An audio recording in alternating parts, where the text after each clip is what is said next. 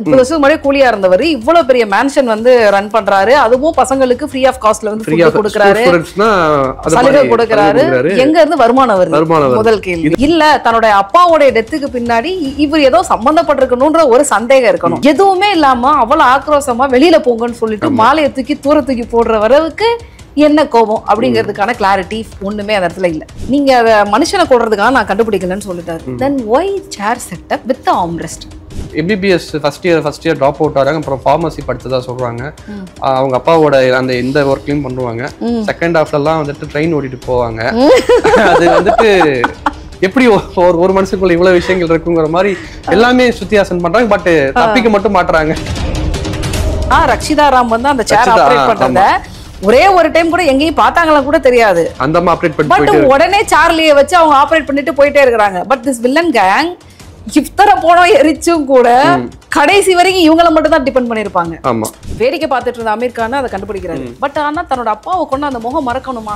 மறக்க முடியாது. சாகுற வரைக்கும் ஞாபகம் வந்துகிட்டே இருக்கும். இந்த கழுத்துல ஒண்ணு கட்டி விடுவாரு. இந்த டாக் சங்கிலி இங்க கட்டி நீ நாய் மாதிரி கட்டு அப்படின்னு சொல்லிட்டு அது அங்க கம்பியில கட்டியிருந்தா கூட அவர் அங்க வந்து வெளியே வந்து முடியாது. அது ஒண்ணு அத கழுத்துல கட்டிட்டு அவர் எல்லா வேலையும் பாக்குறாரு. வண்டி ஓட்டுறாரு, துரத்துறாரு, அடிக்கிறாரு. கிட்டத்தட்ட 18 பேரை மேன்ஷன்ல வந்து அவர் வந்து சொந்தமா வந்து வளர்த்துக்கிட்டு இருக்கிறாரு. அந்த ஆட்கள் யாரையுமே அனுப்பாம மாறன் அனுப்புனதுங்கிறதெல்லாம் மிகப்பெரிய லாஜிக் ஓட்டைகள். சூப்பர் ஸ்டார் ரஜினிகாந்த் சொல்லியும் அந்த அட்வைஸை கேட்காத ஒரே ஆள் கண்ணா ரவிதான். ஏன்னா சொல்லியிருப்பாரு, ஏமாந்துட்டோன்னு நினைக்காத, தப்பிச்சுக்கோன்னு நினைச்சீங்க. தியேட்டர்ல பயங்கர விஷயம். தொடர்ந்து போஸ்டர்ஸ்ல வந்து நீங்க வந்து டைமை வந்து ஒரு விஷயமா ஒரு வாட்சை கொண்டு வந்தீங்க. டைம் டால் நாங்கள் யோசிக்க தப்பு இல்லையே. எங்களை மிஸ்கைட் பண்ணது யாரு? லியோவோட அந்த டிசப்பாயின்மெண்ட் தான் இங்க கூலியில இருக்கக்கூடாதுன்னு நினைச்சு எல்லாம் வந்தாங்க.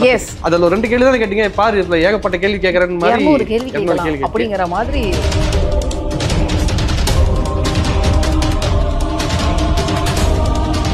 வணக்கம், வெல்கம் டு சினிமா எக்ஸ்பிரஸ்.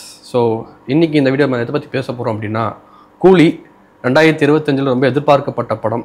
ஃபைனலாக போன தேர்ஸ்டே ரிலீஸ் ஆச்சு. படம் ரிலீஸ் ஆனதுலேருந்து ஏகப்பட்ட ஒரு பக்கம் ரிவ்யூஸ் கலெக்ஷன்ஸ் ஒரு பக்கம் இருந்தாலும் நிறைய கேள்விகள் படத்தில் இருக்குது. சோஃபார் இந்த வீக்கெண்டை பொறுத்த வரைக்கும் கூலி படம் கிட்டத்தட்ட 400 கோடி வேர்ல்டு வைடாக கலெக்ட் பண்ணியிருக்குன்னே சொல்கிறாங்க. கிட்டத்தட்ட ரிப்போர்ட்ஸ் எல்லாமே அப்படி தான் வந்திருக்கு.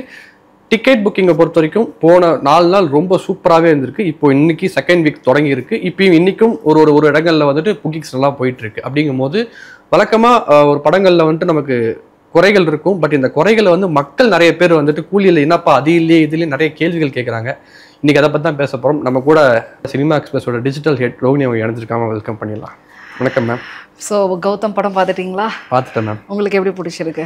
எனக்கு கூலி வந்து ரொம்ப எதிர்பார்க்கப்பட்ட போய் பார்த்த படம். எனக்கு படம் ஃபஸ்ட்டு ஷோ நான் நைட் ஷோ தான் போனேன். நிறைய மிஸ்ஃபயர்ஸ் நம்ம ட்விட்டரில் ரிவ்யூஸ் பார்க்கும்போது படத்தை பற்றி ஒரு நெகட்டிவான ஒரு விஷயம் தான் இருந்துச்சு. எல்லாருமே நிறைய இந்த கேள்வியெல்லாம் கேட்டாங்க. நான் இது எல்லாத்தையுமே குறைச்சிக்கிட்டு எப்படி 14ஆம் தேதி காலையில் இந்த எக்ஸ்பெக்டேஷனை குறைச்சி நைட் ஷோ போய் நான் படம் பார்த்தேன். எனக்கு ஃபர்ஸ்ட் ஹாஃப் வந்து ஓரளவுக்கு ஓகேப்பா, நல்லா ஃபர்ஸ்ட் ஒரு ½ அன் ஹவர் பிளாட்டை செட் பண்ணுறாங்க, நிறைய விஷயங்கள் போகுது. ஓகே, நிறைய ஃபர்ஸ்ட் ஹாஃப்ல நிறைய கேள்விகள் இருந்துச்சு. ஓகே, ஃபர்ஸ்ட் ஹாஃப் வச்சு முடிவு பண்ணிடக்கூடாது, செகண்ட் ஹாஃப்ல அதுக்கான பதில் கிடைக்கும் அப்படின்னு நான் எதிர்பார்த்தேன். எனக்கு வந்துட்டு செகண்ட் ஹாஃப்ல இருந்த கேள்விகள் ரொம்ப அதிகமாக போய் படம் முடிஞ்சு வெளியே வரும்போது ஒரு 1 ஹவருக்கு நாங்கள் வந்து படம் பார்த்து வந்தாங்க. நாங்கள் 2-3 பேர் வந்து கிட்டத்தட்ட 2.5 மணி நேரம் உட்காந்து ஏன் தனியா ஒரு டிஸ்கஷன் ஒரு 2.5 மணி வரைக்கும் போச்சு. அது என்னென்னலாம் ஏன் இவ்வளவு கோட்டை விட்டாங்கன்னு சொல்லிட்டு நாங்களே பேசுற அளவுக்கு இருந்துச்சு. அது வந்து மக்கள் பேச பேச அது இன்னும் அதிகமாயிடுச்சு. அடுத்த 2-3 நாளுக்கு ரொம்ப அதிகமா பேச ஆரம்பிச்சிட்டாங்கும் போது மற்ற டேரக்டர்ஸ் பண்ணியிருந்தாங்கன்னு தெரியல. லோகேஷ் படத்துல இது இருந்திருக்கு, இந்த மிஸ்டேக்ஸ் இருந்திருக்க கூடாதுன்னு சொல்லி எல்லாருமே பேசினாங்க. அது லோகேஷ் மேல அக்கறையா தான் நான் பாக்குறேன். நான் ஓகே, எனக்கு 2 எக்ஸ்பீரியன்ஸ் என்னன்னா, ஒன்று யூஸ்வலாக 99% நான் ஃப்ரெஷ் ஷோஸ் தான் பார்ப்பேன். ஏன்னா எனக்கு சத்தம் ஆரவாரம் இல்லாமல் பார்க்கறது எதுக்காகன்னா, என்ன பேசுகிறாங்க, என்ன கன்வே பண்ண ட்ரை பண்ணுறாங்க, எனக்கு ஒவ்வொரு டயலாக்ஸும் வந்து நுக் அண்ட் கார்னர் நோட் பண்ணணும் அப்படிங்கிறதுக்காக தான் நாங்கள் ரிவ்யூவர்ஸ் பெரும்பாலும் ப்ரிஃபர் பண்ணுறது ஃப்ரெஷ் ஷோஸ். ஸோ மார்னிங்கே நான் ஃப்ரெஷ் ஷோ பார்த்துட்டேன். பார்த்ததுக்கு பிறகு ரிவ்யூஸ் முடிச்சதுக்கு பிறகு நைட் ஷோ அகைன் வந்து தியேட்டரில் மல்டிப்ளெக்ஸ் தியேட்டரில் வந்து அகைன் பார்த்தீங்க ஃபர்ஸ்ட் டேவே. ஓகே, நைட் வந்து ஈவினிங் ஷோவே வந்து போயிட்டேன். ஸோ மார்னிங் இங்கே 9 o'clock படம் பார்த்து முடிச்சுட்டு ஆஃபீஸ்க்கு வந்து ரிவ்யூஸ் முடிச்சுட்டு திருப்பி அகைன் வந்து 7:50க்கு வந்து மல்டிப்ளெக்ஸில் வந்து ஆடியன்ஸ் கூட வந்து படம் பார்த்தேன். So 2 experience. அமைதியா பார்த்ததுக்கும் ஆடியன்ஸ் வந்து எதெல்லாம் செலிப்ரேட் பண்றாங்க, நம்ம எங்கெல்லாம் வந்து ரொம்ப ஒர்க் அவுட் ஆகுமான்னு நினைக்கிற இடத்துல எல்லாம் ஆடியன்ஸ் வந்து அதை கை தட்டி ஆரவாரம் பண்ணாங்க. ஸோ இந்த மாதிரி எக்ஸ்பீரியன்ஸ் கிடைச்சது. பட் கூலியை பொறுத்த வரைக்கும் நான் நோட் பண்ற ஒரு விஷயம் என்னன்னா, யூஸ்வலா படம் வந்ததுக்கு அப்புறம் கிரிட்டிக்ஸ் வந்து இந்த இடத்த ஏன் இப்படி பண்ணீங்க, இதை ஏன் இப்படி கோட்டை விட்டீங்க, இந்த இடத்துல ஏன் லாஜிக் மிஸ்டேக்ஸை வந்து கொஞ்சம் கூட நீங்க கன்சிடர் பண்ணலைங்கிறது கிரிட்டிக்ஸ் வந்து பண்ணுவாங்க. இப்போ சோஷியல் மீடியா கொஞ்சம் ரொம்ப பெரிய பூமா இருக்கிறதுனால நிறைய பேர் வந்து கொஞ்சம் நிறைய நோட் பண்ணக்கூடிய ஆட்கள் தான் இந்த கொஸ்டினை ரைஸ் பண்ணுவாங்க. ஃபர்ஸ்ட் டைம் ஜென்ரல் பப்ளிக் ரொம்ப ரொம்ப ரொம்ப ஃப்ரீக்வெண்ட்டாக போஸ்ட் பண்ணாதவங்க, இதில் அதிகமாக அந்த ஃபிலிம் டிஸ்கஷன்ஸ்குள்ளே வராதவங்க, இவங்க எல்லாரும் வந்து பார்த்தீங்கன்னா இவ்வளோ பெரிய நிறைய கேள்விகளை வந்து ரைஸ் பண்ணி இதையே நீங்கள் பார்க்கலையா அப்படின்னு கேட்டாங்க. ஸோ அதில் நீங்களும் பார்த்துருப்பீங்க. ஆமாம். ஸோ அதில் என்னென்ன நீங்கள் பார்த்தீங்க? ஓகே, அதான் நான் இந்த டிஸ்கஸ் பண்ணும்போது ஆரம்பிச்சது படத்தோட ஸ்டார்டிங்லேருந்தே அந்த கேள்விகள் தொடங்கிடுச்சு.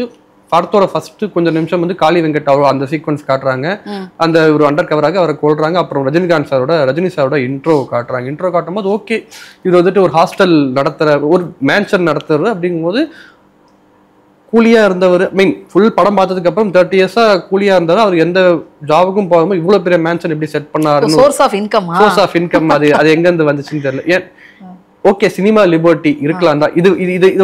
இது ஒரு கேள்வியா நீ கேட்கலாமா நினைக்கிறேன். பட் இதுக்கப்புறம் வர கேள்விகள் எல்லாமே அதை விட பெருசா இருக்கு. அப்படிங்கும்போது 30 வருஷமா கூலியா இருந்தவர், 30 வருஷம் முன்னாடி கூலியா இருந்தவர் இவ்வளவு பெரிய மேன்ஷன் வந்து ரன் பண்றாரு. அதுவும் பசங்களுக்கு ஃப்ரீ ஆஃப் காஸ்ட்ல வந்து ஃபுட் கொடுக்கறாரு, சலுகை கொடுக்கறாரு.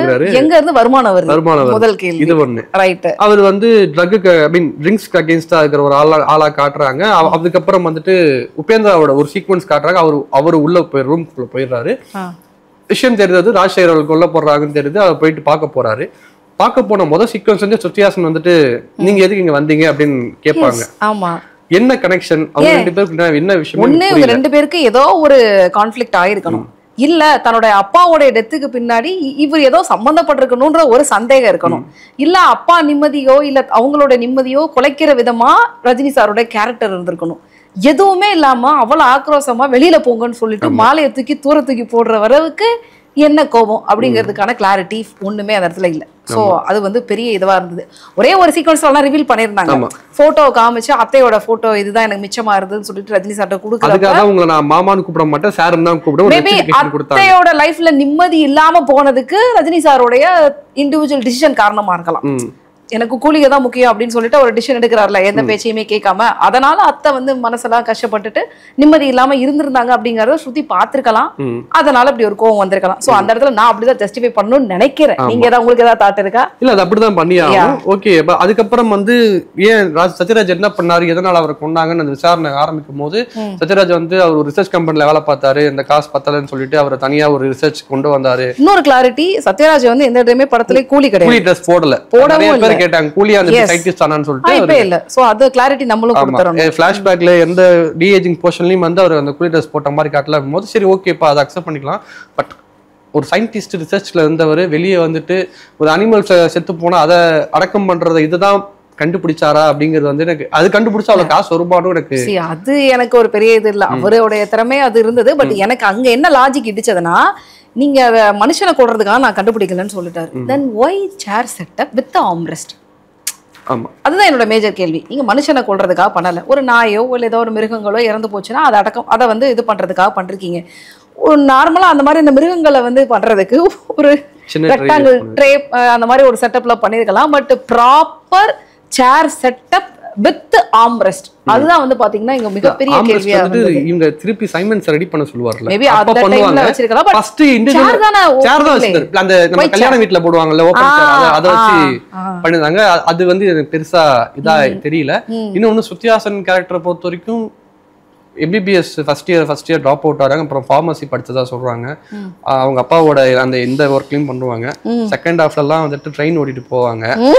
அது வந்துட்டு எப்படி ஒரு மனுஷனுக்குள்ள இவ்வளவு விஷயங்கள் இருக்குங்கிற மாதிரி எல்லாமே சுத்தியாசன் பண்றாங்க. பட் தப்பிக்க மட்டும் மாட்டுறாங்க எல்லா இடத்துலயும். இந்த இடத்துல இன்னொரு பெரிய டவுட் இருக்கு.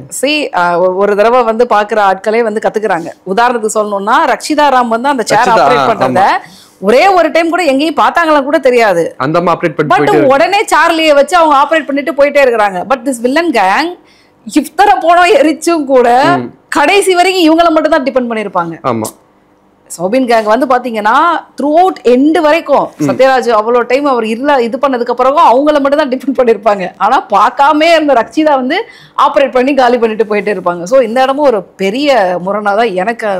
இன்னொன்னு படம் ஸ்டார்ட் ஆன இது வேற, அவரு தனிமையா நல்லா வாழ்ந்துட்டு இருக்காரு, ஃப்ரெண்டுக்கு உள்ள வராங்க. ஆனா உள்ள வர கேங்க்கு இவருக்குமே ஏகப்பட்ட விஷயங்கள் இருக்கும் போது இவங்க தான் பண்ணிருப்பாங்கன்னு அவர் கெஸ் பண்ணாம வந்து கண்டுபிடிப்பாரு. ஓகே, சைமனை பார்த்தோன்னே அவர் கண்டுபிடிச்சிருந்துருக்கலாம். ஓகே, இவனுக்கு நமக்கு ஆல்ரெடி பிரச்சனை இருக்குன்னு சொல்லிட்டு. பட் அவர் அந்த டயால் அவங்க அந்த கேங்குல போய் அவர் அதுல இருந்து வெளியே வந்து இன்டர்வல் பாயிண்ட் வரும்போது என்ன பெரிய எல்லாருமே கிண்டல் பண்ணா, அமீர் கான் பார்த்த உடனே தேவா அண்ணான்னு கண்டுபிடிச்சிருவாரு. அப்பாவை கொன்னவனுக்கு வேடிக்கை பார்த்த அமீர் கான் கண்டுபிடிச்சாரு. சொந்த அப்பாவை வந்து கொன்ன சைமன் கேரக்டர்னால கொஞ்சம் கூடவா யோசிக்க முடியல. அது வந்து சிம்பிள். இது ரொம்ப ரொம்ப முக்கியமான விஷயம். வேடிக்கை பார்த்துட்டு இருந்த அமீர் கான் அதை கண்டுபிடிக்கிறாரு. பட் ஆனா தன்னோட அப்பாவை கொண்டு அந்த முகம் மறக்கணுமா? மறக்க முடியுமா? சாகுற வரைக்கும் ஞாபகம் வந்துகிட்டே இருக்கும் அது. ஸோ அந்த இடத்துல அது ஒரு மேஜர் மிஸ்ஸிங்கா இருந்தது. பட் அதை நான் என்ன நினைக்கிறேன்னா, அதை லோக்கி வந்து இதை காம்ப்ரமைஸ் பண்ணிருக்கலாம். எப்படின்னா, ஃப்ரீக்வெண்டா வந்து அவர் ஆல்கஹால் யூஸ் பண்றவரு. ஸோ அவருக்கு ஏதோ ஒரு மறக்கிறதோ ஏதோ ஒரு விஷயத்தினால சோ இந்த மாதிரி ஏதோ ஒரு பண்ணி ஜஸ்டிஃபை பண்ணிருக்கலாம். ஒண்ணுமே இல்ல, அவன் வந்து அந்த விஷயத்தினால தான் அவன் குடிக்கவே ஆரம்பிச்சான்னு கூட காட்டி இருந்திருக்கலாம். எஸ், மேபி இதோ ஒரு பண்ணி, ஆனா அப்படி மறக்க கூடாதுன்னு அதை இது பண்ற கேரக்டராவும் இருந்திருக்கலாம். இல்லைன்னா ஏன் மறந்தாரு அப்படிங்கிறதுக்கு ஒரு ஸ்ட்ராங்கான ரீசன் வைக்கலாம். ஒண்ணுமே இல்லாம வந்து இருக்கிறதுங்கிறது இப்போட உங்களோட ஏர்லி ஏஜ் எடுத்துக்கோங்க. உங்களுக்கு ஒரு 4 வயசுல இருந்து ஒரு 5 வயசுல இருந்து உங்களுடைய லைஃப்ல நடந்த முக்கியமான விஷயங்கள்லாம் ஞாபகம் இருக்கா? நீங்க அந்த டைம்ல பார்த்த முக்கியமான ஒருத்தருடைய ஞாபகம் இருக்கா? கண்டிப்பா எனக்கு இருக்கு. ஓரளவுக்கு வந்து ஒரு ஒன்ஸ் மீட் பண்ணி முக்கியமான ஒரு தருணத்தை ஏற்படுத்தின அவங்களுடைய பாதிப்பு இருக்கு. பட் அதை வந்து லோக்கி ஏன் விட்டாரு? அதுதான் இங்க ஒரு பெரிய மேஜரான ஒரு கேள்வியா இருக்கு. அப்புறம் எனக்கு ரொம்ப ரொம்ப ரொம்ப கோபமான ஒரு விஷயம் என்னன்னு பாத்தீங்கன்னா, சௌபின் அண்ட் ஸ்ருதி 2 பேரும் பில்டிங்ல வந்து இருப்பாங்க. அவரை வந்து அவர் வீடியோ கால கட் பண்ணிட்டு இருப்பார் ரஜினியை. இந்த பாரு, நான் இந்த பில்டிங்ல இருந்து நான் அவளை கீழே தள்ளி விட்டுருவான்னு. அப்ப அந்த பேக்ராப்ல வந்து பாத்தீங்கன்னா கண்டெய்னருக்குள்ள அந்த சேர் மெஷின் இருக்கும். அந்த சேர் மெஷின்ல ரச்சிதா இருப்பாங்க. சௌபின் யாரு என்னங்கிறத கண்டுபிடிச்சு, திலீப் உன் பொண்டாட்டி கல்யாணம் இருக்காருன்னு சொல்லிட்டு எல்லாத்தையுமே போன்ல தான் பேசுவாரு. பக்கத்துல இருந்து கேட்டுட்டு இருக்கிற ஸ்ருதிஹாசன் ட்ரெயின்ல இருந்து இறங்கின உடனே ரச்சிதா ராம் வந்து கூப்பிட்டோன்னே தலையாட்டி பொம்மை மாதிரி போறாங்க. பச்சை குழந்தை கூட அந்த இடத்துல சந்தேகப்படணும். இல்ல அந்த இடத்துல இன்னொரு விஷயமும் இருக்கு. அப்ப வந்துட்டு சரி, அப்ப அதுக்கு சொன்னப்ப ட்விட்டர்ல நிறைய பேர் இல்ல அந்த கம்பி ராடு மறைச்சிருந்தது அவங்களுக்கு தெரியல அப்படின்னு சொன்னாங்க. காதுல விழுகலையா? இல்ல அதான் அதுக்கப்புறம் வந்து ரஜினி சாரை பார்த்து இவரை நான் ஒரு அடி அடிச்சுக்கலாமான்னு கேட்கும் போதும் சென்டர்ல வந்து பாக்குறாங்க, பின்னாடி ரச்சிதா இருப்பாங்க. அத கவனிக்கல. அதுக்கு இது முரட்டு முட்டு கம்பி மறைச்சிருச்சு. அதனால ஸ்ருதிஹாசனுக்கு தெரியல. அந்த அதுக்கு முன்னாடி ஒண்ணு இருக்கு. சௌபினா போட்டு நாகார்ஜுனா வந்து சுத்தி வச்சு அடி அடிப்பாரு மண்டையில. சரியா, ஓகே. அதுக்கப்புறம் அவர் வந்தாருன்னு காட்டுறது பிரச்சனை. பட் வந்ததுக்கு அப்புறம் ஸ்ருதிஹாசன் அவரை கண்ட்ரோல் பண்ற அளவுக்கு அவரோட இது இருக்கான்னு தெரியல. சரி, ஓகே. அதுக்கப்புறம் வராரு. சரி, அது சினிமா லிபர்ட்டி எடுத்துக்கலாம். சரி, ஓகே. ட்ரெயின்ல தப்பிச்சு போறீங்க. கழுத்துல ஒண்ணு கட்டி விடுவாரு. இந்த டாக் சங்கிலி இங்க கட்டி நாய் மாதிரி கட்டு அப்படின்னு சொல்லிட்டு அது அங்க கம்பியில கட்டியிருந்தா கூட அவர் அங்க வந்து வெளியே வந்து முடியாது. அத கழுத்துல கட்டிட்டு அவர் எல்லா வேலையும் பாக்குறாரு. வண்டி ஓட்டுறாரு, துரத்துறாரு, அடிக்கிறாரு, ஃபைட் பண்றாரு. இதுல வேற வந்து சேசிங்ல வந்து வாட்டமா வந்து ஏறுறதுக்காக வந்து டோரை திறந்து வச்சுட்டே அது ரொம்ப ட்ரோல் ஆச்சு. சோபின் துரத்தும் போது இங்க போயிட்டு சாப்பிடுற சீக்வன்ஸ் எடுத்துட்டு கார்ல பொறுமையா போகுது. விண்டோஸ் இறங்கி இருக்கு, அழகா வந்து புடிச்சுக்கிறாரு, எல்லாரையுமே அடிக்கிறாரு, வந்து எல்லாரையும் அடிக்கிறாரு. சௌபினை திருப்பி யாராலே அடிக்க முடியல. இதுக்கு என்னன்னா அவர் அவ்வளவு வீக்கான ஒரு ஹெல்த் கண்டிஷன்ல தான் இருந்தாரு. அங்கதான் அந்த 18 பேர் இருந்தப்ப நீங்க உபேந்திராவே அனுப்பிச்சிருக்கலாமே, லுலு சபா மாறனை எதுக்கு அனுப்புனீங்க? 2 அடி கூட தாங்க முடியாத மாறனை வந்து ஸ்ருதியை வந்து மீட்டிட்டு வர்றதுக்கு அனுப்புறாரு. கிட்டத்தட்ட 18 பேரை மேன்ஷன்ல வந்து அவர் வந்து சொந்தமா வந்து வளர்த்துக்கிட்டு இருக்கிறாரு. அந்த ஆட்கள் யாரையுமே அனுப்பாம மாறன் அனுப்புனதுங்கிறதுலாம் மிகப்பெரிய லாஜிக் ஓட்டைகள். அதுதான், அதுக்குதான் நிறைய மீம்ஸ் வந்துச்சு. சுத்தியை காப்பாற்ற என்ன யாரு காப்பாத்துறது அப்படிங்கிற மாதிரி. ஏன்னா கண்டிப்பா அது கோடையில குத்து வாங்கினதுக்கு அப்புறம் அப்பதான் கைலாசாவை கூப்பிடுவாரு வந்து அவர் காளிசாவை கூப்பிடுவாரு. அந்த 18 பேர் அப்பதான் வருவாங்க. நான் கேட்கிறேன், இவரை கூட விட்டுருங்க, மீதி இந்த 3 பேரை நீங்க அனுப்பி நமக்கு விசில் அடிச்சா அடிக்கிறதுக்கு ஆள் இருக்கும் போது ஏன் டம்மியா ஒரு 3 பேரை விட்டு அங்க அந்த விஷயத்த வைக்கணும்? அப்பதான் அந்த போன் கால் சீக்வன்ஸும் நடக்குது. எனக்கு வந்து அது பெருசா அந்த போனுக்கு ஒரு போன் வரும், இந்த கோட் நம்பரை சொல்லு. அது எனக்கு வந்து யார் போன் எடுத்து பேசுவாங்கன்னு சுத்திக்கும் தெரியல, யார் பண்ணுவா. இவருக்கு தெரிஞ்சிச்சு, ஓகே சுத்தியாசம் நம்ம பொண்ணு தெரிஞ்சிருச்சு. பட் அவர் முன்னாடி ஒரு டவுட் கூட படலையா அப்படிங்கறது. அந்த போன் வந்ததுக்கு அப்புறம் தான் நீங்க 3 பேர் தான் ராசிகர் பொண்ணு இல்ல அப்படின்னு கேட்க ஆரம்பிப்பாரு. ஆமா, அப்ப அதுக்கு முன்னாடி வரைக்கும் ஒரு குழந்தை இருக்குங்கறத ஒரு கல்யாணம் ஆகி மேபி வைஃப் இறந்துட்டாங்களா, குழந்தை இருக்கா, என்னமே அத பத்தின ஒரு தேடலே ஒரு பண்றதுக்கு ட்ரையே பண்ணாத மாதிரி இருந்தது. ஆமா. இன்னொன்னு சுத்தியாசம் தான் அந்த போட்டோ கொடுக்கும்போது இவரோட வைஃப் போட்டோ ஒண்ணு கூட மேன்ஷன்ல எங்கேயுமே இருந்த மாதிரி காட்டவே மாட்டாங்க. கல்யாணம் ஆனது ஞாபகம் இருக்கும்ல, குழந்தை இல்லாம போனது மேபி ஞாபகம். பேபி கல்யாணம் பண்ணி வச்சாருன்னா ஃபிளாஷ்பேக்ல சொல்லியிருப்பாரு, அவர் தங்கச்சியை கல்யாணம் பண்ணி வச்சு என்ன ஒரு நல்ல குடும்பம், என்ன ஒரு குடும்ப ஆத்தாலாம் மாத்திட்டான்னு சொல்லும் போது அவர் ஒய்ஃபோட போட்டோஸ் எங்கேயுமே ரிவீல் பண்ணாம அது கிளைமேக்ஸ் வரைக்கும் கொண்டு போனது எல்லாமே நமக்கு அந்த எமோஷன் சொல்றாங்க கனெக்ட் ஆகாம போயிடுச்சு. இப்ப ரஜினி காப்பாத்தினா என்ன, சுத்தியாசனா காப்பாத்தினா என்னங்கிற மாதிரி தான் ஒரு பாயிண்ட்ல போயிடுச்சு தவிர. இன்னொன்னு, இந்த பக்கம் தேவா மேன்ஷனோட ஃபைட் சீக்வன்ஸ் நடக்குது, இந்த பக்கம் சோபினோட இது நடக்குது. அது ரெண்டு சீனுக்குமே தியேட்டர்ல வந்துட்டு பின் ட்ராப் சைலன்ஸ். எதெல்லாம் லோகேஷ் ஒர்க் அவுட் ஆகும், ரெட்ரோ சாங் போட்டா, ஒரு சாங் போட்டா ஃபைட் வரும்போது கத்துற இடம் எல்லாமே அமைதியா போனது வந்துட்டு ரொம்ப இது. கண்ணா ரவியோட எனக்கு என்னமோ பிளேலிஸ்ட் வந்து ரொம்ப இன்னும் வந்து மேஜர் மிஸ்ஸிங்கா இருந்தது. ஏன்னா பேக் டு லியோ அந்த ஃபுல் சீக்வன்சஸ்க்கு வந்து அவங்க யூஸ் பண்ணது வந்து பாத்தீங்கன்னா ஒரு பெரிய இம்பாக்டை வந்து கிரியேட் பண்ணுச்சு. பட் அந்த இது வந்து பாத்தீங்கன்னா இந்த பாட்டுக்கான ஈவன் 90s கிட்ஸ்க்கு அந்த பாட்டோட வைப்பு தெரியும். பட் இன்னைக்கு இருக்கிற ஆட்களுக்கு அது சுத்தமா கனெக்ட் ஆகல. பட் இருந்தாலும் இன்னும் அவரோட மேஜர் பிளேலிஸ்ட் வந்து இன்னும் நிறைய யூஸ் பண்ணலையோ அப்படிங்கிற ஒரு பண்ணிருக்கலாம். நிறைய பாடல் ஹிட் பாடல்கள் வச்சிருக்கலாம். பட் இந்த லயோலா காலேஜ் லைலா பாட்டு பாட்டுல பிரச்சனை கிடையாது. எனக்கு என்னமோ அந்த லிஸ்டே இன்னும் கொஞ்சம் மிஸ்ஸிங் அப்படிங்கிற மாதிரி கம்மியா இருக்குன்னு சொல்றேன். கம்மியா இருந்த மாதிரி தான் ஒரு ஃபீலா வந்து எனக்கு. ஏன்னா நான் கல்லூரி வாசல் பார்த்திருக்கேன். நான் அந்த பாட்டை வந்து அப்பெல்லாம் காலேஜ் வந்து போறப்ப பஸ்ல பாடக்கூடிய பாட்டு இதெல்லாம் தாளம் போட்டுக்கிட்டே பச்சையா பாஸ்லாம் போறப்ப முக்கியமான காலேஜ் ரொம்ப ஐகானிக்கான ஒரு பாட்டு. ஏன்னா அவங்களுக்கு இது ஒரு பெரிய நேஷனல் ஆந்தம் மாதிரி அந்த காலேஜ் டைம்ல போடுறப்ப. சோ இன்னும் நிறைய அந்த லிஸ்ட் வந்து ரொம்ப கம்மியா இருந்ததோ அப்படிங்கிற ஒரு சின்ன ஃபீல் இருந்தது. கண்ணா ரவியோட கேரக்டர் அது வந்து அந்த படத்துல வந்து ரச்சிதாராம் கேட்கற மாதிரி என்ன சொன்னாலும் நம்பவே ஆடாங்கிற தலைவருக்கு வந்துட்டு ஒரு விஷயம் ஒண்ணு நடந்திருக்கும், சொல்லலாமான்னு தெரியல. ஒரு இதுல வந்து ரஜினி சார் சொல்லியிருப்பாரு, புரட்சி தலைவர் அவங்க சொல்லியும் கேட்காத ஒரே ஆள் சோ ராமசாமி அப்படின்னு சொல்லி ஒரு ஸ்பீச்ல சொல்லியிருப்பாரு. அது மாதிரி எனக்கு வந்துட்டு சூப்பர் ஸ்டார் ரஜினிகாந்த் சொல்லியும் அந்த அட்வைஸை கேட்காத ஒரே ஆள் கண்ணா ரவி தான். ஏன்னா சொல்லியிருப்பாரு, ஏமாந்துட்டோன்னு நினைக்காத, தப்பிச்சுக்கோ நினைச்சுக்கோ. தியேட்டர்ல பயங்கர பீக் ரைட்டிங், அவங்க உனக்கு தேவையில்லைன்னு சொல்லிட்டு அவர் போயிடுவாரு. அதுக்கப்புறம் அத போய் வந்து நோண்டி எடுத்து ஒரு விஷயத்தை வந்து ரிலீஸ் பண்ணிட்டு ஒன்னு சொல்லுவாரு. இப்போ உங்க நீ சொன்ன மாதிரி உங்க அப்பா அம்மா கூட போய் சேர்ந்துக்கன்னு சொல்றதுமே வந்துட்டு அவ எவ்வளவு பண்ணிருக்கா, எப்படி நீ இன்னும் நம்ப முடியும்? நம்பி அவரு திருப்பி அடி வாங்குறது, சார்லி சாரை கொல்றதும் எனக்கு என்ன மரியாதை ரஜினி சார் சொன்ன மாதிரி ஆயிடுச்சு. அவர் சொன்னதை கேட்கணும். பட் அது அந்த இடத்துல அவரு காதல் கண்ணை மறைக்குது. அதுக்கப்புறம் மறு சீக்வன்ஸ் எல்லாமே சைமன் வந்துட்டு தயால் வந்துட்டு வெளியே வந்துட்டு அவர் சாவலன்னு தெரிய வர்றது, அதுக்கப்புறம் அவர் வந்து கண்ணா ரவியை கொல்றது, அதுக்கு பழி வாங்கறதுக்கு ரச்சிதா வந்து இவரு கொல்றதுன்னு கதை வந்து நிறைய நீங்க அப்படியே கவனிச்சுனே வரணுங்கிற மாதிரி இருக்கு. ரொம்ப இவ்வளவு டிஃபிகல்ட்டா மக்கள் பார்க்க முடியாது. இன்னொன்னு என்னன்னா, ஆமீர் கான் வந்து பார்த்தோன்னே சொல்லுவாரு, எங்கெல்லாம் உங்களை தேர்னேன் தெரியுமா, அவரு தேவா மேன்சன் பேரை வச்சுட்டு பெரிய செட்டப் போட்டு, அது என்ன மறைமுகமான மேன்சன் இல்ல, லைட் ஈட் எல்லாம் போட்டு ஒரு பெரிய இதோட இருக்கு. ஆனா அவரை கண்டுபிடிக்கிறதுக்கு இவருக்கு என்ன கஷ்டமா அப்படிங்கிற மாதிரி எனக்கு அது ரொம்ப இதுவா இருந்தது. எங்கேயோ ஓடி ஒளிஞ்ச சௌபியனை தூக்கிட்டு வராங்க, குண்டு கட்டா தூக்கிட்டு வந்து எல்லாமே பண்றாங்க. நாகார்ஜுனா அவர் வந்து அந்த கொல்ற சீக்வன்ஸ் வந்துட்டு இந்த வாட்ச் வந்துட்டு அந்த மீன் டைட்டில் ரிவீலிங் ஷூட்ல காட்டிட்டாங்க.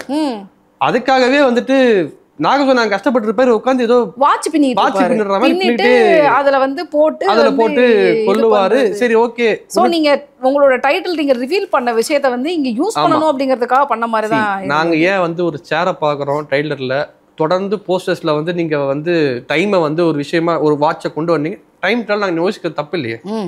எங்களுக்கு மிஸ்கைட் பண்ணது யாரு?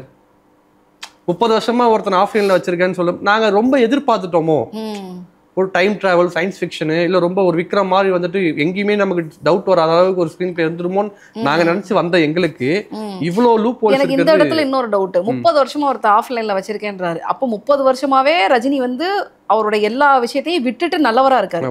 நல்லவரா இருக்க ரஜினிய ஏன் வந்து அந்த ஃப்ரெண்டு கேரக்டர் சத்யராஜ் வந்து சுத்தமா பார்க்கல? ஒண்ணு, அவர் வந்து திருந்தி எல்லாத்துக்காக இது பண்ணிட்டு இருக்கிற ஒருத்தரை வந்து எதுக்கு வந்து பொண்ணு இருக்குங்கிற விஷயத்த அவர்கிட்டே சொல்லல. மறுபடியும் சொல் பேச்சு கேட்காம அடங்காம ஏதோ ஒண்ணு பண்ணுனா நீங்க 30 வருஷமா வந்து அவரை சந்திக்காம இருக்கிறதுக்கு ஒரு காரணம் இருக்கு. ஏங்க எல்லாமே கரெக்டா தாங்க போகுது, அவர் ரொம்ப எதுக்குமே இது பண்ணலங்க, ஆனா ஏங்க வந்து அதை பண்றீங்க? அந்த ஒரு கேள்வி இருந்தது. பட் ஏன்னா இதுக்கு பதில் இருக்கு. மேபி அவரோட பொண்ணு இவருங்க அப்படிங்கிறது ரிவீல் ஆயிடுச்சுன்னா சுத்தியோட உயிருக்கு ஏதாவது ஆகுமோ அப்படிங்கிற மாதிரியான ஒரு பெரிய இதுவும் இந்த இடத்துல இருக்கு. ஆனா பிரச்சனை என்னன்னா அவரால எதுவும் ஆகல, சத்யராஜ் பண்ண வேலையினாலதான் சுத்தி வந்து அந்த வாங்குறாங்க படம் முழுக்க வாங்குறாங்க. பவர் ஹவுஸ் விஷயம் எனக்கு என்னன்னா, ஒருவேளை அந்த ஃபர்ஸ்ட்ல அந்த லேடிஸ் ஃபைட் ஹாஸ்டல் ஃபைட் சூப்பரா இருந்துச்சு. அதை கொரியோகிராஃபி செமையா பண்ணியிருந்தாங்க. ருதிக் அந்த படத்துல ரொம்ப என்ஜாய் பண்ண ஃபைட் சீக்வன்ஸ்னா அந்த ஒரு ஃபைட் சீக்வன்ஸ் தான். ஒருவேளை அங்க ரஜினி அடிக்காம எல்லாத்துக்குமே ஃபர்ஸ்ட்ல இருந்து அமைதியா போற மாதிரி காட்டி இன்டர்வல்ல பவர் ஹவுஸ் சொன்னதுக்கு அப்புறம் சரக்கா போட்டுட்டு அவர் அடிச்சிருந்தாருன்னா ஒரு பாஷா மாதிரி ஒரு ஓகே அமைதியா போனவன் அடிக்கிறான் அப்படிங்கிற ஒரு இது கிடைச்சிருக்கு. லிட்டரலா வந்து பாத்தீங்கன்னா அதுதான் வந்து ஆஃப்லைன்ல இருக்கிற ஆள் இதாகிற மொமெண்ட். நான் ரொம்ப அதை நீட்டா இன்னொன்னு உதாரணம் சொல்லணும்னு நினைக்கிறேன். பாஷால வந்து பாத்தீங்கன்னா மாணிக்கம் ஆட்டோ ஓட்டுவாரு, அவர் கண்ணு முன்னாடி அவ்வளோ சேட்டை நடக்கும், அவ்வளோ அநியாயம் நடக்கும், அப்படியே நரம்பெல்லாம் பொட்டைக்கும், அப்படியே பல்ல கடிச்சிட்டு இருப்பார், தம்பி அடிப்பாங்க, தங்கச்சியை வந்து இது பண்ணுவாங்க, என்னவோ நடக்கும், அவ்வளோ பீக்ல அமைதியா இருப்பாரு. ஆனா அந்த இது பிளாஸ்ட் ஆகுற மொமெண்ட்டுன்னு ஒன்று வரும். யுவராணியை வந்து ஆனந்தராஜ் வந்து இழுத்து போட்டுட்டு அப்போ இது பண்ண வர்ற அந்த டைம்ல தான் அது பிளாஸ்ட் ஆகும். அதுதான் வந்து பார்த்தீங்கன்னா ஆஃப்லைன் வந்து பவர் ஹவுஸாக மாறுற மொமெண்ட். ஸோ அந்த விஷயம் வந்து 30 வருஷத்துக்கு முன்னாடியே பண்ணியிருக்கிறப்ப இங்கே ஏன் வந்து பவர் ஹவுஸ் வந்து பிளாஸ்டுக்கான மொமெண்ட்டாவே அமையலைங்கிற ஒரு பெரிய கேள்வியா இருக்கு. பவர் ஹவுஸை வந்துட்டு ஒரு சரக்கு பேரா மென்ஷன் பண்ணது. நான் பவர் ஹவுஸ் நம்ம வேற என்னமோ நினைப்போம், அது வந்து மேன்ஷன் ஹவுஸை பவர் ஹவுஸாக மாற்றிருந்து சரி ஓகே. அதுக்கப்புறம் அவர் கண்டினியூஸாக குடிப்பாரான்னு கேட்டால் அதுவுமே இருக்காது. அந்த ஒரு சீக்வன்ஸ் தான் குடிப்பார், குடிச்சிட்டு அடுத்த விஷயங்கள் அடுத்து அவர் நார்மலாக தான் பண்ண போவார். நாகார்ஜுனா அந்த ரஜினி சாரோட ஃபைட் சீக்வன்ஸ் வந்து எனக்கு ரொம்ப 2 பேருக்கும் பாடி டபுள் பண்ணியிருக்காங்க. அது பார்க்க அவ்வளோ இன்ட்ரெஸ்டிங்காக இல்லை. Hand to hand compact fight வச்சிருக்க தேவையில்லை, வேற மாதிரி வச்சிருந்துருக்கலாம். பட் அந்த சீக்வன்ஸ் முடிஞ்சது ஓகே படம் முடியுதுன்னு நினைக்கும் போது நான் செத்தா ஒருத்தன் வருவான்டான்னு சொல்லி கிட்டத்தட்ட எனக்கு வந்து அஞ்சான் சீக்வன்ஸோட ஞாபகம் வந்துச்சு. என்னோட இதை நான் பார்த்தீங்கன்னா நட் பண்ணி பார்க்கல. அமீர் கான் வந்து ஏதாவது பண்ணுவார்னு பார்த்தா அமீர் கான் அவர் தான் வர போறாரு, இதான் நடக்க போகுது, எல்லாமே படத்தை முடிச்சு கொடுக்க போறாங்கன்னு சொல்லிட்டு அந்த இடத்துல ஒரு விஷயங்கள் இருக்கு. ஸோ ஓவரால் படத்துக்கு படம், சீனுக்கு சீன் வந்து கேள்விகள் இந்த சென்ஸ் என்னன்னா, ஏன் வந்து இவ்வளவு கேள்வி கேட்கற மாதிரி அமைச்சாரு, அதை ஏன் லோகேஷ் பண்ணாரு அப்படிங்கறதா எங்க கேள்வி. ஈவன் இதுக்கு முன்னாடி குட் பேட் அக்லி வந்தது, நீங்க அந்த படத்துல வந்து இங்க லாஜிக் அப்படிங்கிற விஷயங்கள் எந்த இடத்துலயாவது நீங்க பாத்தீங்களா? நத்திங். உங்களுக்கு ஓப்பனிங்லேயே வந்து அதுக்கான விஷயத்தை வந்து கொடுத்துட்டாங்க, இது இப்படிதான் போகும், இப்படிதான் இருக்கும். நீங்க இவ்வளவு கேள்விகள் ஃபேஸ் பண்ணதை பார்த்துருக்கீங்களா? இல்ல, நடக்கல. ஆனா இதுக்கு நடக்கும் அப்படிங்கிறப்ப இது திஸ் இஸ் நாட் யூஷுவல் லோகேஷோட ரைட்டிங் அப்படிங்கறதா இங்க ஒரு பெரிய கேள்வியா வந்து. லியோலே அந்த பிரச்சனைகள் இருந்தா நிறைய பேர் சொன்னாங்க. செகண்ட் ஹாஃப்ல வந்துட்டு ஏன் லியோ ஒத்துக்கணும், ஒத்துக்கிட்டா உங்களுக்கு என்ன ஆக போகுது, ஒத்துக்கிட்டா உங்களுக்கு ஏதாவது அவங்கிட்ட ஏதாவது இருக்கா இல்ல, தொடர்ந்து நீங்க அவனை மிரட்டுறீங்களே ஒழிய அவனை நீங்க எதுவுமே பண்ண மாட்டீங்க. அவன் லியோன் ஒத்துக்க கடைசி ஃபைட்ல கூட அவன் லியோன் ஒத்துக்கிற அளவுக்கு அவனை அடின்னு தான் சொல்லுவா தவிர அவனை கொல்லுன்னு ரஜினி சொல்ல மாட்டேன். லியோன் ஒத்துக்கிட்டா என்ன ஆக போகுது அதுதான் என்ன ஆக போகுது சரி என்ன நடக்க போகுது என்ன அப்படி ஏதாவது அவர் உங்களுக்கு தெரியாம சீக்ரெட்ஸா வச்சிருக்காரு. அது அந்த ஒரு இதுல செகண்ட் ஹாஃப் ஃபுல்லாவே லியோ ஒத்துக்க எல்லாரும் வந்து கேட்கும் போது அது வந்து ஆடியன்ஸ் வந்து அந்த செகண்ட் ஹாஃப்ல பெரிய பிரச்சனையா பார்த்தாங்க. இன்ஃபேக்ட் லியோவோட அந்த டிசப்பாயின்மெண்ட் தான் இங்க கூலியில இருக்கக்கூடாதுன்னு நினைச்சு எல்லாம் வந்தாங்க படத்துக்கு. ஏன்னா இதை விட இப்ப அதுல 2 கேள்வி தான் கேட்டீங்க, பாரு இதுல ஏகப்பட்ட கேள்வி கேட்கறேன்னு மாதிரி. பட் என்னதான் சொன்னாலும் லியோல பிளாஷ்பேக் ஒழுங்கா பண்ணாதுன்னு சொன்ன அந்த ஒரு பாயிண்ட் எடுத்தாரு. கூலியில அந்த டிஏஜிங் பண்ண சீக்வன்ஸ் டுதிக்கோ நான் என்ஜாய் பண்ணேன், ரொம்ப நல்லா இருந்தது, சூப்பரா பண்ணியிருந்தாரு. ஒரு கிட்டத்தட்ட ஒரு 90ஸ்ல பார்த்த ரஜினி சாரை நீங்க விஷுவலா கொண்டு வந்துடலாம். அந்த வாய்ஸ் பழைய ரஜினி சார் எப்படி பேசுவாரோ அதை கொண்டு பண்ணியிருந்தது, ரொம்ப நல்லா இருந்தது. அதை எல்லாருமே கேட்டாங்க. அது இன்னொரு 10 நிமிஷம் எடுத்து இருந்திருக்கலாம், அதை 3 நிமிஷமா கம்மி பண்ண ரொம்ப தப்பு பண்ணிட்டாங்க. அது 10 நிமிஷம் எடுத்து இருந்திருக்கலாம், அது ரொம்ப நல்லா இருந்துச்சு. சத்யராஜ் சாருக்கும் டிஏஜி சூப்பரா இருந்துச்சு, நல்லா ஒர்க் அவுட் ஆச்சு. அத டிஏஜி எதுவும் இல்லாம வெறும் குடுமி மட்டும் போட்டு அந்த இடத்துல வந்தது உபேந்திரா தான். அவருக்கு தேவையே படல, விரிச்சு போட்டோனே காலிசனா அந்த சைடு வட்டாரு, ஜஸ்ட் குடுமி மட்டும் போட்டோனே ரொம்ப நாள் அதுவும் செட் ஆகி சிங்க் ஆயிருந்தது. அந்த ஒரு 3 நிமிஷம் தான் படத்தோட ட்ரம்ப் கார்டா நடிச்ச லோக்கி வந்து அதை கடைசி வரைக்கும் ஆக்சுவலி அதை வந்து எங்க வந்திருக்கணும்னா, சைமன் வந்து இப்பயுமே நான் யாருன்னு தெரியலன்னு சொன்னப்ப அந்த சீக்வன்ஸ் வந்திருக்கணும். அங்கேயுமே ஒரு பிளாஷ் கட் மட்டும் காட்டிட்டு அமீர் கான் பார்த்ததுக்கு அப்புறம் தான் வரும்னு நான் எதிர்பார்க்கவே இல்லை. இன்னுமா நான் யாரும்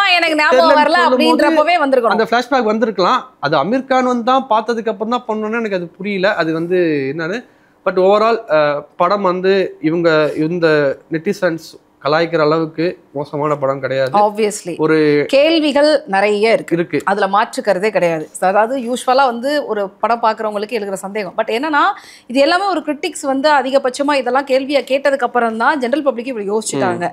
எனக்கு இதுல ரொம்ப வருத்தம் என்னன்னா, மக்கள் வந்து கேள்வி கேட்காம முட்டாள் மாதிரி படம் பார்க்கணும்னு சொல்லவே கூடாது. ஆனா மக்கள் வந்து படம் பார்க்கறதுக்கு என்டர்டெயின்மெண்ட் பர்பஸ்க்காக வர்றாங்க. அவங்க இவ்வளவு யோசிக்கிற அளவுக்கு விடக்கூடாதுங்கிறதா என்னோட இது. பிகாஸ் ஏன்னா படம் பார்க்க வர யாருமே இவ்வளவு கேள்வி கேட்டு பரீட்சை எழுத வரல, எக்ஸாம் எழுத வரல, ரிலாக்ஸ் பண்றதுக்கும் மைண்டை வந்து கம்ப்ளீட்டா சேஞ்ச் பண்றதுக்காக மட்டும்தான் படம் வர்றாங்க. அவங்களுக்கு எக்ஸாம் பேப்பர்ல வந்து கண்டுபிடிச்சி வந்து இது தியரியை வந்து சப்மிட் பண்ற அளவுக்கு ஹோம்ஒர்க் வந்து கொடுக்க வேணாம் அப்படிங்கிறது ஒரு பெரிய ரெக்வஸ்டா இருக்கு. பட் அதுக்கான ஸ்பேஸை இந்த படத்துல லோகேஷ் நிறைய கொடுத்துட்டாரு அப்படிங்கிறது தான் இப்ப விஷயம். பட் அப்பார்ட் ஃப்ரம் தட் ஓவராலா ஒரு மூவியா பார்த்து பாக்குறப்ப ஒரு என்டர்டெய்னரா வந்து இதை வந்து கன்சிடர் பண்றப்ப டெஃபினட்டா அது வந்து அப்படியே கடன்னு நீங்க பார்த்துட்டு வரக்கூடிய ஒரு படமாகத்தான் நான் வந்து கூலியை பார்க்குறேன். ஓகே, ஃபர்ஸ்ட் டைம் ஒரு டைரக்டரை மட்டுமே டார்கெட் பண்ணி ஒரு மீம்ஸ் வர்றது, அவ்வளோ கேள்விகள் கேட்கறத நம்ம ஃபர்ஸ்ட் டைம் பார்க்குறோம். என்ன பிரச்சனைனா, விக்ரம் வந்தப்ப ஹோல் கோலிவுட்ல ஒரு பெருசா படங்கள் இல்லைன்னு வந்தப்போ விக்ரம் வந்தப்ப அவரை தூக்கி வச்சு கொண்டாடி லோகேஷ் எங்க பையன் கொண்டாடினதும் இதே ஆடியன்ஸ் தான். இன்னைக்கு கேள்வி கேட்கறதும் கலாய்க்கிறதும் இதே ஆடியன்ஸ் தான். ஒண்ணுமே இல்லை, தப்பு பண்ணா கேட்பாங்க. அது யாருக்குமே இது கிடையாது. ஏன்னா இதுக்கு முன்னாடி மணிரத்னம் சார் நடத்த தக்லைஃப் வந்தப்பையும் அந்த கேள்விகள் கேட்கப்பட்டுச்சு. சங்கர் சார் எடுத்த இந்தியன் அவ்வளவு கேள்விகள் கேட்டாங்க போது ஓகே, எங்களுக்கு நாங்க ரொம்ப ரசிச்ச இயக்குநர்கள் தான் எங்களுக்கு சரியான படம் கொடுக்கல அப்படிங்கும் போது நீ வந்து எங்களை காப்பாத்துவ, நீ வந்து எங்களுக்கு நல்ல படம் கொடுப்பேன்னு லோகேஷ் மேல ரொம்ப அதிகபட்ச எக்ஸ்பெக்டேஷன் எல்லாமே இருந்ததும் அவருக்கு பேக் ஃபயர் ஆயிடுச்சு. Expectation kills all the time, always kills. எப்பவுமே அதை வந்து நீங்க இது பண்ணவே முடியாது. ஸோ இப்போ கூட வந்து பாத்தீங்கன்னா இந்த டிசப்பாயின்மெண்ட்ஸை நீங்க மைண்ட்ல ஏத்திட்டு அடுத்த படத்தை வந்து இது பண்றதும் எனக்கு தெரியல. இல்ல அதுதான். ஆனா கைதி 2 வந்து பாத்தீங்கன்னா அதோடைய அது அவரோட ஜோன்னுமே சொல்லியிருக்காரு. அதோட என்னோட ஹோம் பிளே கிரவுண்ட் அப்படின்னு ஹோம் கிரவுண்ட் அது அவருக்கு. இன்னொன்னு நிறைய பேர் அந்த படத்தை திட்டி பேசுனதை பார்த்தோம். இன்னொன்னு திருப்பி 15 வருஷத்துக்கு அப்புறம் ஒருத்த பேங்க் எம்ப்ளாயை சேர்க்க முடியுமா அப்படின்னு சொன்ன விஷயம் வந்து நான் அக்செப்ட் பண்ணிக்க மாட்டேன். அது ரொம்ப எதிரான ஒரு விஷயம். இது வந்து ரொம்ப தப்பான ஒரு விஷயமா தான் அதை நான் பாக்குறேன். நாட் ஜஸ்ட் நான் என்ன சொல்றேன், நீங்க வந்து கிரிட்டிசைஸ் பண்றதுக்காக ஒருத்தர் படம் எடுக்கல. எனக்கு இந்த படம் இந்த இடத்துல பிடிச்சிருக்கு அப்படிங்கிறது உங்களோட இண்டிவிஜுவல் ஒப்பீனியன். இப்போ நீங்களும் நானும் பேசிட்டு இருக்கிறது வந்து பாத்தீங்கன்னா நம்ம 2 பேரோட ஒப்பீனியன். பட் டெஃபினட்டா இந்த எந்த விதமான டவுட்டுமே இல்லாம வெறும் படத்தை மட்டும் பார்த்துட்டு வந்த ஆடியன்ஸையும் நான் பார்த்தேன். எனக்கு பிடிச்சிருப்பா, ஒன்றும் பிரச்சனை இல்லை, அவ்வளோதான் அப்படிங்கிற பர்பஸ்ல கடந்து போயிட்டே இருக்கிறவங்களும் இங்கே தான் இருக்கிறாங்க. அதுக்காக வந்து நீங்க கிரிட்டிசைஸ் பண்றதுக்கான கண்டென்ட் கிடைச்சது அப்படிங்கிறதுக்காக திரும்பி பேங்க் வேலைக்கே போகலாம் அப்படின்னு சொல்றது வந்து பாத்தீங்கன்னா நான் ரொம்ப அதை வந்து ஒரு அனாவசியமானு சொல்லுவாங்கல்ல, அந்த மாதிரி ஒன்றுதான் நான் பார்க்குறேன். இது வந்து உச்சபட்ச வன்மம். அதை வந்து நம்ம இது பண்ணவே கூடாது. ஜெயிலில் ரஜினி சார் சொன்ன ஒரு அடையில சொல்ல விஷயம் தான் ஞாபகம் வருது. ஒரு டேரக்டர் சப்ஜெக்ட் தோக்கும், டேரக்டர் தோக்க மாட்டான் அப்படிங்கிற மாதிரி கூலிங்கிற சப்ஜெக்ட் அவர் எடுத்துக்கிட்ட விஷயம் மேபி தோக்கலாம். தோக்கல டெஃபினெட்லி சொல்லுவேன். ஏன்னா கிட்டத்தட்ட 4 நாள்ல வந்து பாத்தீங்கன்னா 400+ கலெக்ஷன்ஸ்ல இருக்கிற ஒரு படத்தை எப்படி வந்து நம்ம இதுன்னு சொல்லுவோம். எஸ், தோக்கல இன்சஸ் நான் அப்படி சொல்ல, கூலி நிறைய கேள்விகளை உண்டாக்கி இருக்கு அவ்வளவுதானே தவிர அவருடைய சப்ஜெக்ட் மேல நிறைய வந்து கேள்விகளை விமர்சனத்தை வச்சிருக்கே தவிர கண்டிப்பா அது படமா வந்து பாக்குறப்ப எந்த இடத்துலயும் வந்து ஆடியன்ஸை வந்து ஜெனரல் ஆடியன்ஸையும் சரி ரஜினியோட ஃபேன்ஸையும் சரி டிசப்பாயின்மெண்டே பண்ணல. ஆமா, ரஜினி சார் ஃபேன்ஸ்க்கான எலிமெண்ட்ஸ் எல்லாமே கொடுத்துட்டாரு. பட் ஜெனரல் ஆடியன்ஸா இந்த கிரிட்டிக்ஸா வந்து அவங்களுக்கு ஏகப்பட்ட கேள்விகள் உண்டாயிருக்கு. கண்டிப்பா கைதி 2 அடுத்தடுத்த படங்கள் இருக்கு அவருக்கு அப்படிங்கும்போது கைதி 2 அவரோட ஃபர்ஸ்ட் எப்படி லோகேஷ் நமக்கு கொண்டு வந்து காட்டினது மாநகரம் கைதி தான். அந்த ஜோன்ல கைதி வரும்போது கண்டிப்பா ஒரு கம்பேக்கா இருக்கும். மன்னிக்கன் நம்ம கொண்டாட தான் போறோம். இன்னொரு இடத்துல இன்னொரு கேள்வி, ஒரு விஷயமா இருக்கு. நிறைய இடங்கள்ல பார்த்தேன் ரஜினி சார் ஏன் வந்து இந்த மாதிரியான பேட்டர்ன்ல வந்து படங்கள் வந்து பண்ண ஆரம்பிக்கிறாரு அப்படின்னு சொல்லிட்டு. எப்பெல்லாம் அந்த பேட்டர்னை விட்டுட்டு வெளியில படங்கள் பண்ணாங்களோ அப்பெல்லாம் வந்து அது வந்து சரியா. நான் காலா பார்த்தேன், நான் கபாலி பார்த்தேன், லாஸ்டா வேட்டையன் கூட பார்த்தேன். வேட்டையன் ஒரு ஜோனா இல்ல, நத்திங். ஒரு சமூக அக்கறைக்குள்ள ஒரு படத்தை வச்சு நிச்சயமா அதுல ஒரு விஷயம் சொல்றது முயற்சி பண்ணாரு. எனக்கு தெரிஞ்ச ஆடியன்ஸோட ரெஸ்பான்ஸ் எப்படி இருந்தது? கரெக்ட். பெருசா ஜெயிலர் வகையராவோ கூலி வகையராவோ தான் அவருக்கு அதத்தான் செலிப்ரேட் பண்றாங்க. அப்படிங்கிறப்ப அவர் அந்த ஜோனுக்குள்ள தன்னை இது பண்ணிக்கிறதுல என்ன தப்பு இருக்கு? தப்பு இல்லைன்னு சொல்ல முடியாது. பட் எனக்கு இப்போ கடைசியா வந்த எல்லா படங்கள்ல வந்துட்டு ரொம்ப அண்டர் ரேட்டட் படம்னா காலா தான் நான் சொல்லுவேன். காலா படத்துல ரஜினி சார் வந்துட்டு ஒரு அவருக்கு 4 பசங்க இருக்கும், 10 பேர பிள்ளைங்க இருக்கும், ஸ்டில் அவர் தான் படத்துல ஹீரோவா இருப்பாரு. ரொம்ப இந்த பாடி டபுள் பண்ற ஃபைட்ஸ் இருக்காது, எதுவுமே இல்ல. கருத்தியெல்லாம் வந்து நிறைய ஒரு இப்ப இன்னைக்கு தூய்மை பணியாளர்கள் விஷயத்தை வந்து அந்த படத்துல நிறைய பாரஞ்சித் அவர்கள் பேசியிருப்பார். அந்த அரசியல் அவர் பேசும்போது ரொம்ப நல்லா இருந்துச்சு. இன்ஃபேக்ட் கிளைமேக்ஸ் ஃபைட் கூட ரொம்ப பெருசா இல்லாம ஒத்தத்தல ராவணன் ரஜினி வரும்போது அப்படி இருக்கும், செத்துட்டா நினைச்சிட்டு இருப்போம், திருப்பி மணிகண்டன் பின்னாடி இருந்து அது வெளியே வருவாரு. அந்த பாட்டோட கோரியோகிராஃபியா ஃபைட் சீக்வன்ஸா ரொம்ப சூப்பரா பாருங்க பண்ணியிருப்பாரு. இன்னொன்னு ரொம்ப எதிர்பார்க்கறது என்ன அப்படின்னா, கடைசி அவரோட 174 படங்கள் பண்ணிட்டு இருக்கும்போது ஒரு சின்ன ஆசை, ஒரு ஆடியன்ஸ் ஒரு ஆசை, மலையாளத்துல அந்த ப்ரோடாடி மாதிரி ஒரு படங்கள் ரஜினி சார் பண்ண மாட்டாரா? ஏன்னா காலாலையும் கபாலையும் இந்த லவ் சீக்வன்ஸ் அவ்வளவு சூப்பரா இருக்கும், பண்ணிருப்பாரு, அவ்வளோ சூப்பராக ப்ளே பண்ணியிருப்பாரு. அந்த ஹஸ்பண்ட் ஒய்ஃப்குள்ள அந்த ரொமான்ஸ் வந்து அவங்களுக்கும் அவங்க ஈஸ்வரி அவங்க மேம்க்கும் வந்து அந்த அவ்வளோ சூப்பராக இருக்கும். அந்த சீன்ஸ்ல வந்துட்டு ஹியூமா குரேஷா ஒரு 60+ ஒரு எக்ஸ் லவரை போய் பார்க்கும்போது என்னென்ன விஷயங்கள் ரஜினி சார் பேசியிருப்பாரு, அங்கே வந்து ஒரு இது வரும்போது இல்லை எனக்கு அவ மட்டும் தான் உலகம்னு சொல்லி அந்த மாதிரி ஒரு படம் வராதா அப்படின்னு எதிர்பார்க்கலாம். பட் மார்க்கெட்டும் டைரக்ஷன் டீமும் ப்ரொடக்ஷன் அதை அக்செப்ட் பண்ணிக்க மாட்டாங்க. ஒரு ஆடியன்ஸா அந்த ஜோன்ல ஒரு படம் வந்தா நல்லா இருக்குமே அப்படின்னு எதிர்பார்க்குறேன். Let's see. ஸோ கூலியோடைய ரிசல்ட் வந்து பார்த்தீங்கன்னா ஆப்வியஸ்லி ப்ரொடக்ஷன் சைடும் ஆடியன்ஸ் சைடும் வந்து அவங்களுக்கு வந்து ஃபுல்ஃபில் பண்ண ஒன்றா தான் அமைஞ்சிருக்கும். படம் வர்த்தகமா ஃபெயிலியர் கிடையாது, நிச்சயமா.